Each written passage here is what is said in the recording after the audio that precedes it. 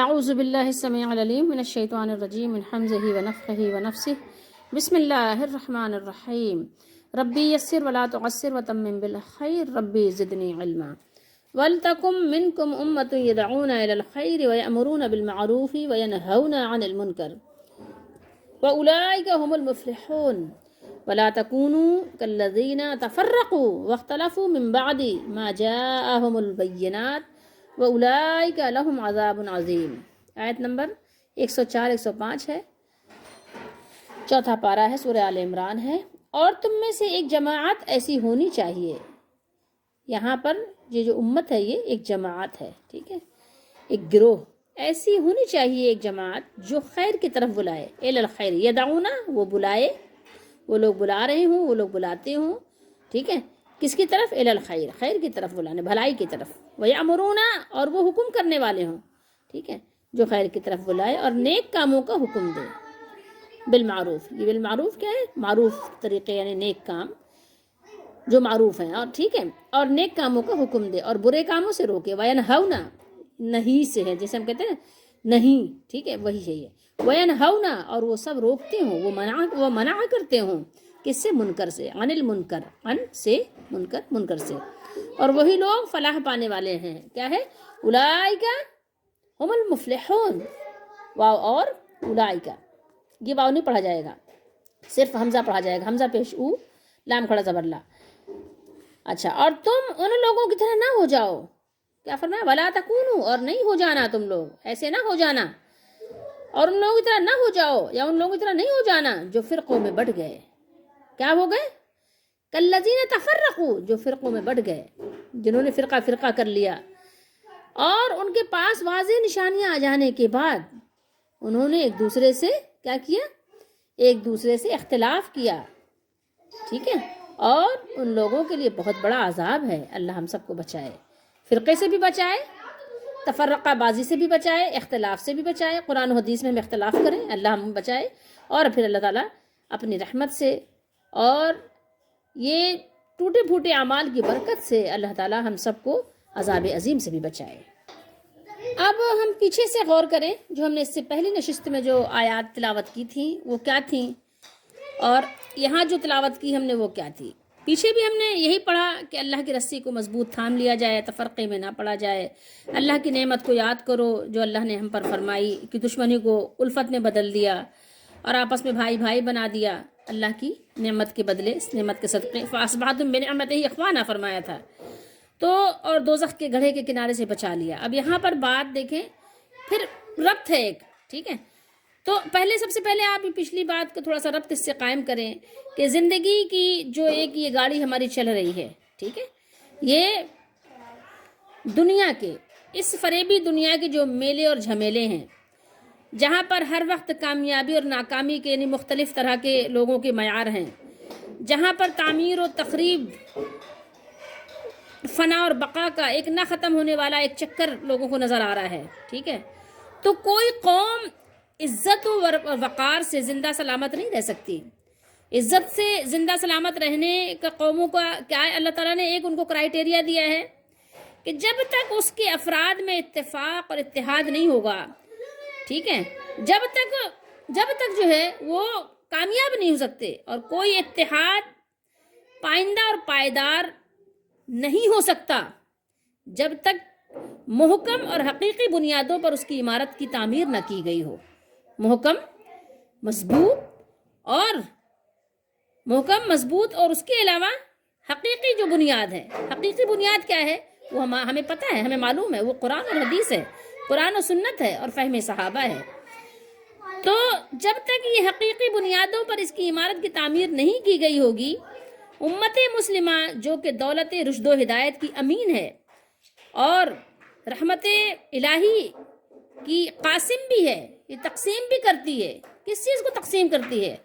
قرآن و حدیث کے درس کو لوگوں میں پھیلاتی ہے، ٹھیک ہے، تو اس کو اللہ تعالیٰ نے جو یہ نعمت اور دولت دے کر اللہ نے بھیجا ہے، ابھی بات ان آیات میں جو ہم نے بھی تلاوت کی ہیں یہ وہی اللہ تعالیٰ نے یہاں بیان کیا ہے، تو جسے ہر باطل سے ٹکرانا ہے اور ٹکرا کر اسے کیا کرنا ہے؟ باطل کو پاش پاش کر دینا ہے، جسے قلب و نظر کے سارے صنم قدے مسمار کرنے ہیں، جتنے بھی صنم خانے بنے ہیں، جس نے بھی اللہ کے علاوہ اوروں کو جو ہے، اوروں کو کیا کیا، اس نے اللہ کے مقابلے میں لا کھڑا کیا، اس کو مسمار کرنا ہے، جسے ہر دل کو بیت اللہ اور ہر نگاہ کو اس کا شناسہ بنانا ہے.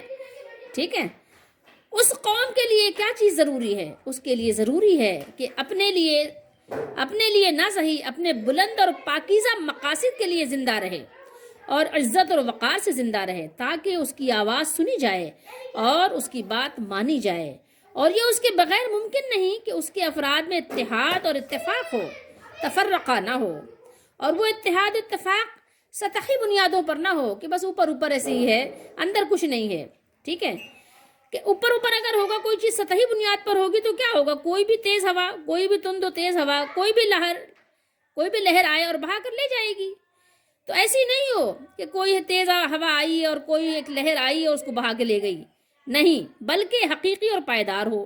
اس لیے اس آیت کریمہ میں اللہ تعالیٰ نے مسلمانوں کو متحد ہونے کا بھی حکم دیا اور ان کے لیے وہ مستحکم بنیاد مقرر فرمائی جس سے محکم تر کوئی اور بنیاد نہیں ہو سکتی. اللہ تعالیٰ نے کیا فرمایا؟ وَاعْتَصِمُوا بِحَبْلِ اللَّهِ جَمِيعًا، اللہ کی رسی کو مضبوطی سے تھام لو. پیچھے ہم نے پڑھا تھا نا، وہ قرآن کریم ہے.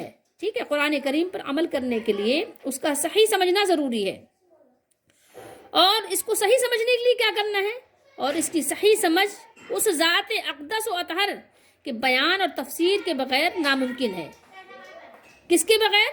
جس پر قرآن نازل ہوا، جس پر اللہ تعالیٰ نے قرآن کو نازل کیا، جسے قرآن نازل کرنے والے نے بھیجا ہے، قرآن کو صحیح سمجھانے کے لیے بھیجا ہے.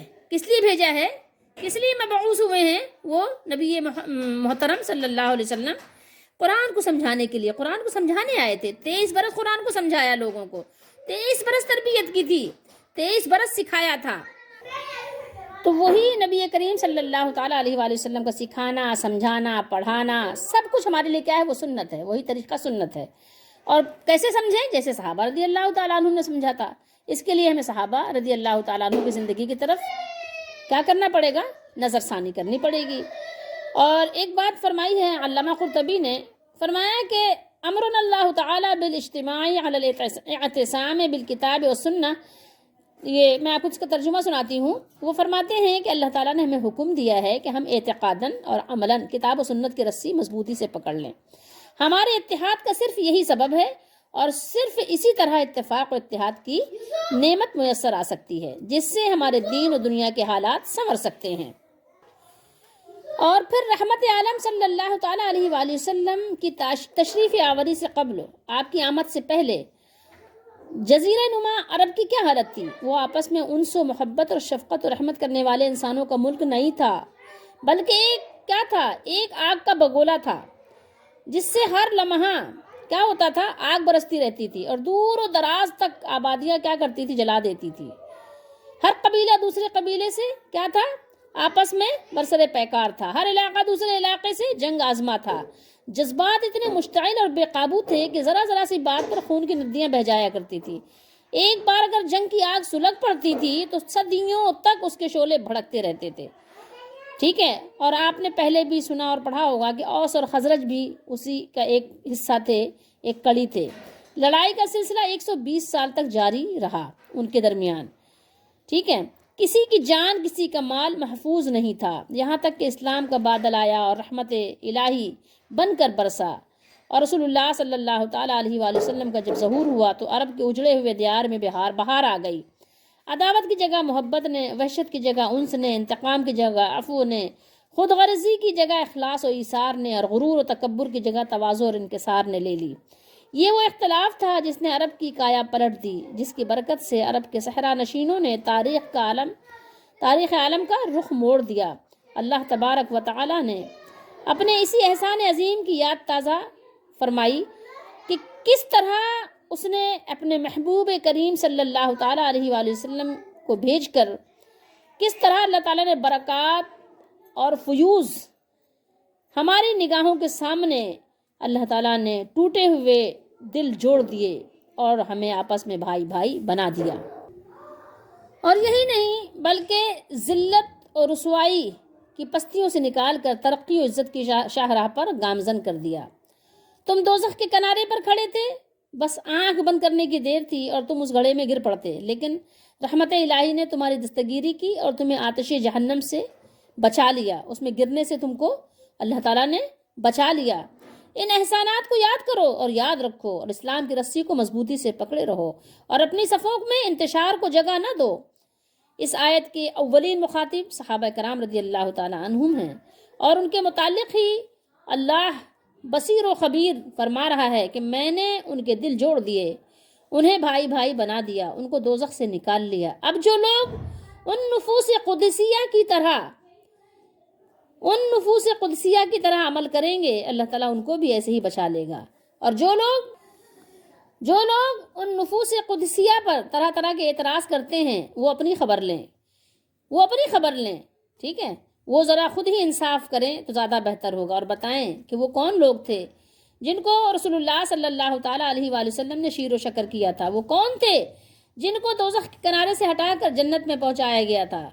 حقیقت میں صحابہ کرام پر اعتراض کرنا ان پر اعتراض کرنا نہیں، بلکہ قرآن پر، اسلام پر اور پیغمبر اسلام پر براہ راست اعتراض کرنا ہے۔ اس بات کو سمجھا کریں، ٹھیک ہے۔ اور جن کے ذہن فتنہ، یعنی سمجھ لیجئے فتنہ پرور ذہنوں نے طرح طرح کے شکوک و شبہات کو جنم دیا، ان کے پیش نظر صحابہ کرام رضی اللہ تعالیٰ عنہ کو مطعون کرنا نہیں تھا، بلکہ انہوں نے کیا کیا، بڑی تیزی کے ساتھ اسلام اور پیغمبر اسلام کی عظمت کو یعنی کچھ نہ کچھ نشانہ بنانا چاہتے تھے کہ یہ ہیں تمہارے اس نبی صلی اللہ علیہ وسلم کے اولین شاگرد، ٹھیک ہے، جس کی تم قصیدہ خوانی کرتے ہو، یہ ہیں وہ لوگ، ٹھیک ہے۔ وہ چاہتے ہیں کہ تمہاری یعنی جو بنیاد ہے اس کو ہلائیں، وہ اس کو ہلانا چاہتے ہیں، ٹھیک ہے۔ وہ اعتراضات کرنے والوں پر تو حیرت نہیں ہے کہ وہ لوگ ٹھیک ہے، وہ تو ہیں اسلام دشمن، لیکن افسوس، صد افسوس ان مسلمانوں پر ہے جو دشمن کے اس دام فریب میں پھنس جاتے ہیں، سمجھتے نہیں ہیں، اور وہ صحابہ کرام جو مقدس ہستیاں ہیں ان کے متعلق بے باکی کرتے ہیں، جرت کرتے ہیں، ہمت کرتے ہیں۔ اللہ کی پناہ، اللہ کی امان چاہتے ہیں ہم، ایسے لوگوں سے اللہ ہمیں بچائے رکھے۔ تو پھر اب آئیے آگے سمجھیے، اور تم میں سے ایک جماعت ایسی ہونی چاہیے۔ اب ذرا اس کو آپ سمجھنے کی کوشش کیجیے، ایک جماعت کون سی ہونی چاہیے؟ دیکھیے، یہ دین جو ہے، دین اسلام، یہ دین قیم جس نے عالم بشریت کی تقدیر بدل دی، اس کی تبلیغ و اشاعت، اس کی باتوں کو آگے پہنچانا، آگے پھیلانا ایک اہم ترین فریضہ ہے۔ اگر اس ملت میں ایسے افراد نہ ہوں جو پیغام رحمت ہے، اس کو دنیا کے گوشے گوشے تک پہنچانے کے لیے اپنے آپ کو وقف نہ کریں، تو یہ عالمگیر پیغام ہدایت چند ملکوں میں محدود ہو کر رہ جائے گا، اور یہ اس پیغام سے بھی ناانصافی ہوگی اور ان قوموں پر بھی ظلم ہوگا جو گھپ اندھیروں میں بھٹک رہی ہیں، جن کی زندگی کی تاریک رات کسی روشن چراغ کے لیے ترس رہی ہے۔ سمجھ رہے ہیں آپ بات کو؟ اور ایک بات اور بھی ہے کہ وہ قوم اور ملک جس نے اس دین کو قبول کر لیا ہے، کہیں ایسا نہ ہو کہ اس کے آئینہ دل پر بھی غفلت کی گرد پڑ سکتی ہو، کہیں ایسا نہ ہو کہ اس پہ بھی گرد پڑ جائے۔ دیکھیں، آپ ایک کھانا اگر پکا کے آپ نے رکھ دیا اور پھر اس کو آپ نے گرم نہ کیا اور اس کی حفاظت نہ کی تو وہ کھانا سڑ جائے گا۔ اسی طریقے سے اگر گھر کی آپ نے صفائی ستھرائی نہیں کی تو کیا ہوگا، وہ گھر جو ہے گرد اور مٹی سے اٹ جائے گا۔ تو آپ کو کیا کرنا ہوتا ہے، ڈسٹنگ بھی کرتے ہیں، صفائی ستھرائی بھی کرتے ہیں، خود بھی اگر آپ نہ نہائیں تو آپ کے اندر سے بھی سڑان پیدا ہونا لگ جاتی ہے، ہوتا ہے نا ایسا، تو آپ اپنی بھی صفائی کرتے ہیں۔ تو کہیں ایسا نہ ہو کہ جو آپ نے کلمہ طیبہ پڑھا تو ہے، لیکن ایسا نہ ہو کہ اس کے سبق اور اس کے اسباق کو آپ بھول جائیں اور آپ کے دلوں پر بھی وہ گناہوں کی میل اور گرد پڑنی شروع ہو جائے اور آپ بھولنا شروع ہو جائیں اپنے سبق کو، ٹھیک ہے؟ تو کیا ہوگا، ان کی گرمی عمل میں سستی آ سکتی ہے، ٹھیک ہے، اس میں غفلت ہو سکتی ہے، وہ غفلت کا شکار ہو سکتے ہیں، ارد گرد کے گمراہ کن تاثرات سے بھی وہ متاثر ہو سکتے ہیں۔ اگر ایسی ہستیاں نہ ہوں جن کا کام ہی اسلام کے حکیمانہ انداز سے لوگوں کو خواب غفلت سے بیدار کرنا، ان کی گرمی عمل کو باقی رکھنا، ان کو کیا کرنا ہے، ان کو مشغول رکھنا ہے، جو دینی ہمارے فریضہ ہے ان میں ان کو مشغول رکھنا ہے، سیکھنے سکھانے کے پیغام کو آگے چلاتے رہنا ہے، اس کے لیے نہیں کہ ٹولی بن کر نکل جاؤ. ہر شخص اپنے اپنے بستی میں، اپنے اپنے علاقے میں، اپنے اپنے محلے میں، اپنی اپنی گلی میں یہ کام کرے. ضرورت نہیں ہے کہ ہم دوسری گلی میں چلے جائیں، دوسری گلی والے ہمارے میں آ جائیں، ایسی ضرورت نہیں ہے. سب اپنے اپنے گلی کا ذمہ لیں، ٹھیک ہے، اپنے اپنے علاقے کا ذمہ لیں. وہاں آپ کا کام پیغام پہنچانا ہے. لیس علیک ھداھم، ہدایت دینا ہمارا آپ کا کام نہیں، ہدایت دینا اللہ کا کام ہے. تو ہمارا آپ کا کام ہے کہ پیغام جاری رہے. اور یہ جو آپ جانتے ہیں کہ جو خارجی معاملات ہیں، ٹھیک ہے، جو ہمارے باہر کے جو معاملات ہیں اس سے ہم بہت جلدی متاثر ہوتے بھی ہیں، اور ہماری ذہنیت تو ویسے بھی غلامانہ ہے. ہم سنتوں کو تو اتنی اہمیت نعوذ باللہ استغفر اللہ دے نہیں پاتے، لیکن دشمنوں کے پیغام کو بہت جلدی اختیار کر لیتے ہیں اور بہت جلدی اس سے متاثر ہو جاتے ہیں. تو ہمیں چاہیے کہ ہم ذرا اس طرح کی جو اجنبی تاثرات اور خارجی تاثرات اور تحریکات سے اپنے دل کو بھی اور ان کے دل و دماغ کو بھی بچائیں. ٹھیک ہے، بہت سی گمراہیاں خود اس قوم میں راہ پا سکتی ہیں جو اس دین کی علمبردار ہے. ٹھیک ہے، جیسا کہ آج ہو رہا ہے، آپ دیکھ رہے ہیں کہ مسلمان خود کیا کیا کیا کام کر رہے ہیں اور کہتے ہیں کہ مسلمان ہیں اور ایمان کی حفاظت کی دعا بھی کرتے ہیں. تو یہ دونوں کام یعنی ملت اسلامیہ کو شاہ راہ اسلام پر ثابت قدم رکھنا اور غیر مسلم اقوام تک یہ پیغام رشد و ہدایت پہنچانا جتنے اہم اور ضروری ہیں اتنے ہی مشکل اور پیچیدہ بھی ہیں. اس لیے ایک ایسی جماعت تیار کرنا ملت کا اجتماعی فریضہ ہے جس کا علم و عمل، ظاہر و باطن، سیرت و کردار رسول اسلام علیہ الصلاۃ والسلام کا مظہر کامل ہو. ان میں علوم اسلامیہ میں مہارت تامہ کے ساتھ ساتھ سیرت کی پاکیزگی، کردار کی پختگی اور ظاہر و باطن کی یکسائی پیدا کرنا کوئی آسان کام نہیں ہے. ٹھیک ہے، زبانی کہہ لینا آسان ہے. اس کے لیے جس بڑی سے بڑی مالی قربانی، ایمانی فراست، قلب و بصیرت اور روحانی تربیت کی ضرورت ہے وہ پوری ہونی چاہیے. اگر ملت اپنے اس اہم ترین فریضے کو ادا نہ کرے گی وہ اللہ تعالیٰ کی جناب میں اپنی اس کوتاہی کے لیے جواب دہ ہوگی. اور جب آپ قرآن و حدیث پڑھیں تو آپ کو پتہ چلتا ہے کہ ایسے افراد تیار ہوتے رہے جو گلشن اسلام میں فصل بہار لاتے رہے. جب تک اللہ تعالیٰ نے اس دین میں مخلص بندوں کو رکھا اور جب تک رکھے گا، تو جب انہوں نے اس دین کی خدمت کے لیے کوشش کی تو اللہ تعالیٰ نے کفر و ظلمت کے جو وہ اندھیرے تھے ان کو اللہ تعالیٰ نے دور فرمائے. کفر و ظلمت کا دے کیا ہوا؟ اسلام کے نور سے روشن ہوئے. حق کی قوت باطل کے قلعوں کو فتح کیا، اس نے مسخر کرتی رہی. لیکن اب کیا حال ہے؟ اب آپ ہمارا حال نہ پوچھیں. اب آپ میرا چہرہ دیکھ لو، اس پر میری حرمہ نصیبوں کی داستان جو ہے اس کا حرف حرف کندہ ہے. میرا حال پوچھو نہیں. یہ اتنا درد انگیز ہے، اتنی تکلیف دہ ماحول ہے ہمارا، اب کچھ کہنے کی بات نہیں ہے. کچھ کہو تو رونا آتا ہے. تو بات یہی ہے کہ یہ اتنا درد اور تکلیف دہ ہے کہ نہ مجھ میں بیان کرنے کی ہمت ہے اور نہ تم میں سننے کی تاب ہے. اے اللہ ہم پر رحم فرما.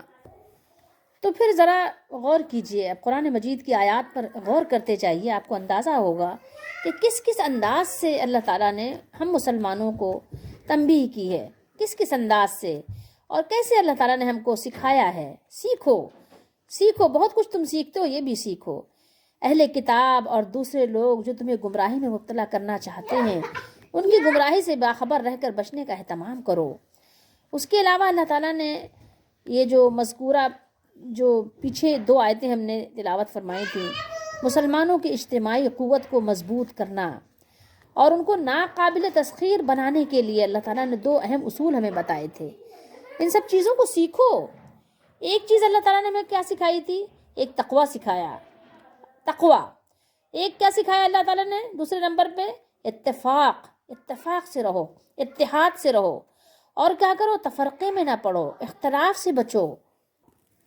اور پچھلی 2 آیتوں پر آپ اگر غور کریں گے تو اللہ تعالیٰ نے وہاں پر مسلمانوں کی اجتماعی فلاح و صلاح کے 2 اصول بتائے جن میں ہر فرد کو ایک خاص انداز سے اپنی اصلاح کرنے کی ہدایت اللہ تعالیٰ نے دی کہ ہر شخص تقوی اختیار کرے اور اللہ تعالیٰ کے سلسلہ سے جڑ جائے.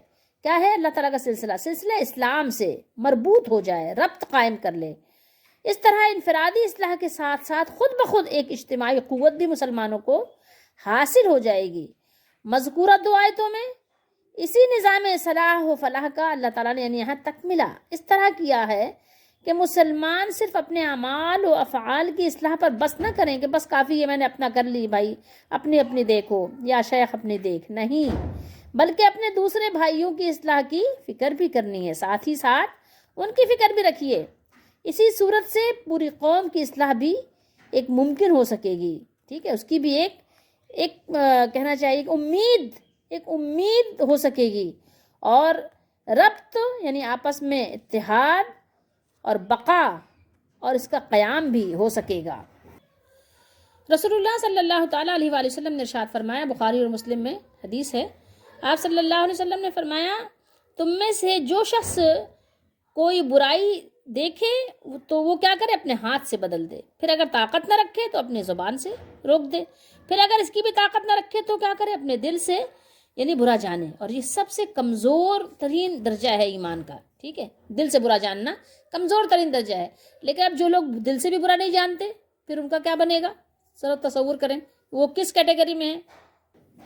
اور صحیح مسلم شریف میں ایک حدیث شریف ایسی بھی ہے کہ آپ صلی اللہ تعالیٰ علیہ وآلہ وسلم نے فرمایا کہ یعنی جو شخص یعنی اتنا بھی نہ کرے کہ دل میں برا جانے، تو اس کے بارے میں آپ نے فرمایا کہ اس کے بعد رائی کے دانے کے بقدر بھی ایمان نہیں ہے۔ اللہ تعالیٰ ہم سب کو بچائے رکھے مالک۔ اس کے علاوہ مسند احمد کی ایک حدیث شریف ہے، آپ صلی اللہ علیہ وآلہ وسلم نے فرمایا کہ والذی نفسی بیدی، فرمایا کہ اس ذات کی قسم جس کے ہاتھ میں میری جان ہے، تم ضرور نیکی کا حکم دو گے اور برائی سے منع کرو گے، یا پھر قریب ہے کہ اللہ تعالیٰ تم پر اپنے پاس سے عذاب بھیجے، پھر تم اس سے دعا کرو گے تو بھی یعنی وہ تمہاری دعا قبول نہیں فرمائے گا۔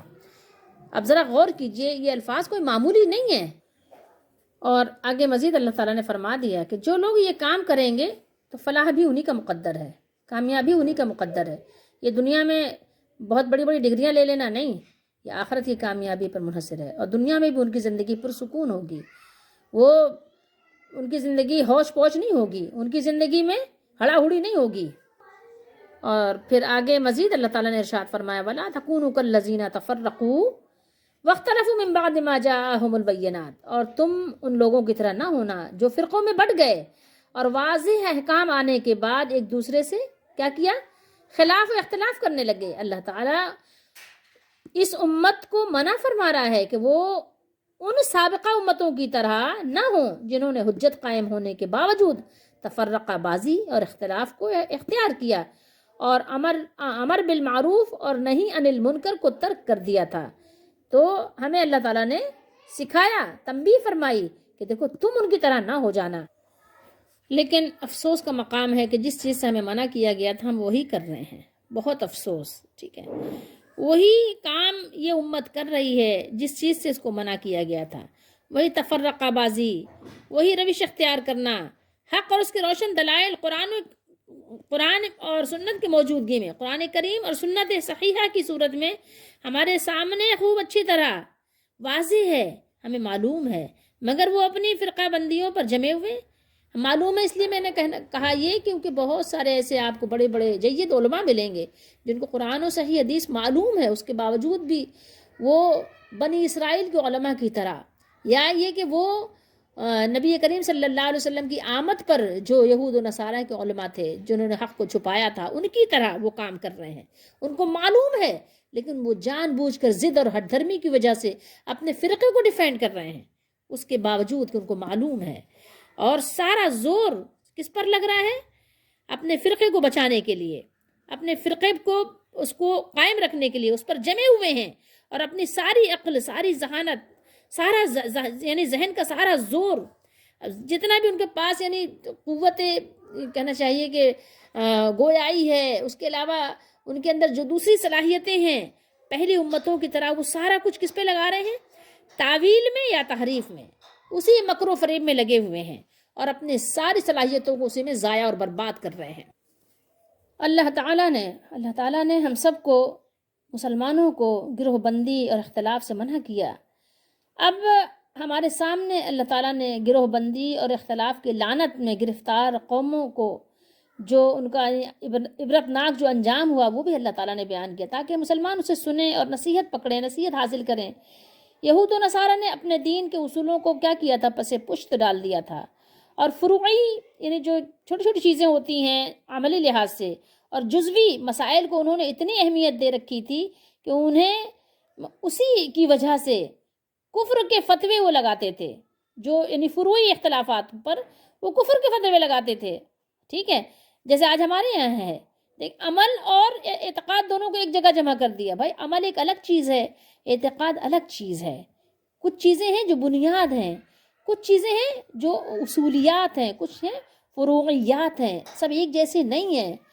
تو اب کیا کرتے ہیں؟ سب کو ایک ٹوکری میں جمع کر دیتے ہیں، ٹھیک ہے؟ ایک ہی یعنی کھاتے میں سب کو ڈال دیتے ہیں۔ ایسا نہیں ہے، یہ سمجھنے کی ضرورت ہے۔ آپ ملت کو وحدت میں آپ کس طرح اکٹھا کریں گے؟ اعتقاد پر، قرآن و سنت پر، ٹھیک ہے؟ اللہ تعالیٰ ہم سب کو سمجھنے کی توفیق دے۔ اللہ تعالیٰ ہم سب کو اس طرح کی یعنی باتوں سے بچنے کی توفیق دے۔ بے شک وہ تو تیار ہے دینے کے لیے، ہمیں ضرورت ہے کہ ہم بچیں اپنے آپ کو، ہم بچائیں۔ جب تک کہ دیکھیے ہم اپنے آپ کو نہیں بچائیں گے، دوسروں کی دعاؤں سے، دوسروں کی کوششوں سے ہمیں کتنا فائدہ ہوگا؟ نہیں ہوگا، کوئی جزوی فائدہ ہوگا، ٹھیک ہے؟ حقیقی فائدہ ہمیں جب حاصل ہوگا جب ہم خود کوشش کرنے والے بنیں گے۔ تو آپ دیکھیے، اب ہم خواتین کی ایک بات لے لیں، مردوں کی بات لے لیں، ہم بالکل دنیا میں کھو کر رہ گئے ہیں۔ ہمارا یعنی کہنا چاہیے اول بھی اور آخر بھی ہم دنیا ہی دنیا ہے۔ دین سے بس ہمارا صرف اتنا ہی رابطہ ہے جو دیندار لوگ ہیں کہ بس 5 وقت نماز پڑھ لی، قرآن مجید کو ترجمے سے پڑھ لیا اور کچھ احادیث مبارکہ پڑھ لی، بس دین سے ہمارا اتنا ہی واسطہ ہے۔ باقی ہم ہر وقت دنیا میں لگے ہوئے ہیں، گھومنا تو گھومنا، خوب کھانا، خوب پہننا، کچھ اس طرح سے محاورے بھی بنا لینا کہ وہ محبت کا راستہ جو ہے دل کے راستے سے ہو کے گزرتا ہے، اور کھانے پینے کا بھی معاملہ اسی طریقے سے ہے۔ جو عورتیں اچھا کھانا پکانا جانتی ہیں تو وہ اپنے شوہروں کے دلوں میں اپنا گھر بنا لیتی ہیں۔ اس طرح کے محاورے بھی بنا لیے ہیں، یعنی ہر وقت کھانا پینا، ہر وقت پہننا اوڑھنا، ہر وقت گھومنا پھرنا، ہر وقت شاپنگ کرنا، تیار ہونا، ٹھیک ہے؟ خوب کھانا، پھر اس کے بعد جم میں جا کر وہاں ہردنگ بازی کرنا، ایک آفت برپا کرنا خواتین و مردوں کا۔ آپ دیکھیں وہاں پہ جم میں جا کر دیکھیں کیسی واہیات قسم کی موسیقی چل رہی ہوتی ہے، اور پھر وہاں پر واہیات ڈریسنگ ہوتی ہے، اور اس کے بعد واہیات قسم کے جو ہے ایکسرسائز ہو رہی ہوتی ہے۔ کیوں ہو رہی ہوتی ہے؟ اس لیے کھاتے اتنا ہیں، گھر میں کیا ہے؟ گھر میں دروازہ بھی نہیں کھولا جاتا۔ دروازہ کھولنے کے لیے وہ ملازم رکھے ہوئے ہوتے ہیں، میں مالداروں کی بات کر رہی ہوں۔ جو چھوٹے لوگ ہوتے ہیں وہ بھی ایک دوسرے کا انتظار کرتے ہیں، کوئی اور چلا جائے، کوئی اور چلا جائے۔ گھر میں دروازہ بھی نہیں کھولا جاتا، ایک دوسرے کے لیے اتنی خیر خواہی ہے، ٹھیک ہے؟ ایک گلاس پانی بھی نہیں دیا جاتا، ایک بوٹل میں پانی بھرنا ہو وہ بھی نہیں بھرا جاتا، 2 روٹی نہیں پکائی جاتی۔ بہت سارے کام ہیں خواتین و مردوں کو معلوم ہے کہ جو گھروں کے کام جو ہمیں کرنے چاہیے اٹھ کے کریں، تو شاید ہمیں یہ اتنی زیادہ اپنی فٹنس کے لیے ضرورت نہ پڑے باہر جانے کے لیے، لیکن وہ ہم سے کیا ہی نہیں جاتا، اور باہر جا کے پیسہ دے کے وہاں پر ایک طوفان بدتمیزی مچائی ہوئی ہے۔ باقاعدہ اس طریقے سے ادارے بنائے ہوئے ہیں، وہاں جا کر دیکھیں آپ کیا حرکتیں ہو رہی ہیں، کیا کیا جا رہا ہے۔ یہ دیندار لوگ ہوتے ہیں ایسے؟ آپ ان کو دیندار کہہ سکتے ہیں؟ یہ مسلمان ایسے ہوتے ہیں؟ ان کو جم کی ضرورت پڑتی ہے؟ آپ سوچئے تھوڑی دیر کے لیے، میں یہ نہیں ہوں اس کے مخالف ہوں، کریں آپ، لیکن اس کی ضرورت کیا ہے آپ کو؟ اتنا کھا رہے ہیں، اتنا مطلب کپڑوں کا ڈھیر لگا ہوا ہے، جگہ نہیں ہے رکھنے کی۔ کبھی آپ تصور تو کریں کہ آپ کون سی قوم ہیں؟ آپ صحابہ کی برابری کرنا چاہتے ہیں؟ کیسے کر سکتے ہیں آپ ان کی برابری؟ آپ کی ذرا 1-2 مثالیں آپ پڑھ کے تو دیکھیں۔ نماز پڑھتے ہیں جو اٹھک بیٹھک، یہ بس نماز ہو گئی جناب۔ اللہ اکبر، اللہ اکبر، اللہ اکبر، اللہ اکبر، یہ نماز؟ ارے بھائی سکون اختیار کرو، اطمینان سے رکوع کرو، اطمینان سے سجدے کرو، اطمینان سے اس میں جلسے میں بیٹھو، اطمینان سے قوما کرو، اطمینان سے جو ہے آپ وہ جو پڑھتے ہیں تشہد، اطمینان سے پڑھو، اطمینان سے دعا مانگو، ہاتھ اٹھاؤ، ہاتھ پھیلا کر اللہ کے سامنے جاری کرو، کچھ نہیں۔ یہ آئے یہ گئے، یہ آئے یہ وضو کیا، وضو بھی کیسے کیا کچھ پتہ نہیں کہ اس کان کے لو سے اس کان کے لو تک چہرہ تر ہوا کہ نہیں ہوا، پیشانی جہاں سے بال اگتے وہاں تک پیشانی ہماری گیلی ہوئی کہ نہیں ہوئی، ٹھوڑی تک ہمارا پانی آیا کہ نہیں آیا، پتہ ہی نہیں۔ وضو کیا جناب، ہو گئی، پتہ نہیں ہاتھوں کی کوہنیاں بھیگی کہ نہیں بھیگی۔ آپ سوچیں، تصور کریں، ہم مسلمان ہیں. کون سے مسلمان ہو آپ؟ کس کی پیروی کر رہے ہو؟ کہیں شیطان کے دھوکے میں تو نہیں آ گئے کہ وہ آپ کو مسلمان مسلمان کہتے کہتے مسلمانوں کی فہرست سے نکال دیا اس نے؟ ذرا غور کریں. یہ ٹھیک ہے آپ گھر بنائے، نہیں منع کیا، لیکن انبیاء کی زندگی تو ہمارے لیے سامنے جو ہے رول ماڈل ہے نا، وہ ہمارے رہنما ہے نا. ذرا ان کی زندگیوں پر، ان کے ساتھ جو موجود لوگ تھے ان کی زندگیوں پر کبھی نگاہ تو ڈالیں، کبھی جائزہ تو لیں کہ ہمارے ساری کوشش، سارا شغل، کھانا پینا پہننا اوڑھنا اسی میں ہمارا ختم ہو گیا. یہ میچنگ اور یہ ڈریسنگ اور یہ اور وہ اور یہ اور وہ، یہ پردے ڈال لیں تو یہ صوفے رکھ لیں تو یہ قالین بچھا لیں. ٹھیک ہے یار کر لو، کوئی مسئلہ نہیں ہے، لیکن ایک حد تک کرو نا.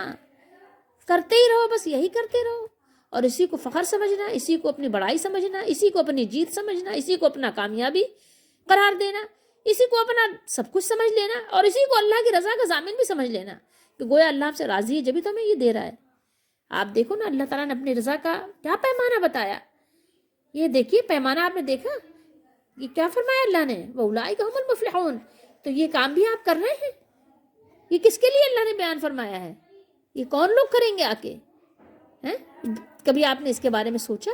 کبھی اس پر غور کیا آپ نے؟ کیوں نہیں کیا؟ خواتین کیوں غور نہیں کرتی؟ دیر تک سو رہی ہیں تو سو رہی ہیں، سو ٹھیک ہے، سو لو، چلو سو لو کوئی بات نہیں، لیکن بھائی اٹھو تو کرو نا. جب اٹھو تو غافل نہ رہو نا، جب سوئے تو غافل تھے کوئی بات نہیں، جب جاگے جب تو غافل نہ رہو، جب تو کچھ کرو، کچھ تو کرو، بچوں کو کچھ تو سکھاؤ، کچھ تو سکھاؤ. اپنے آپ کو دھوکہ کیوں دے رہے ہو؟ یہ قرآن کی آیات جھنجھوڑ رہی ہیں، تنبیہ کر رہی ہیں. کس کے لیے ہے یہ؟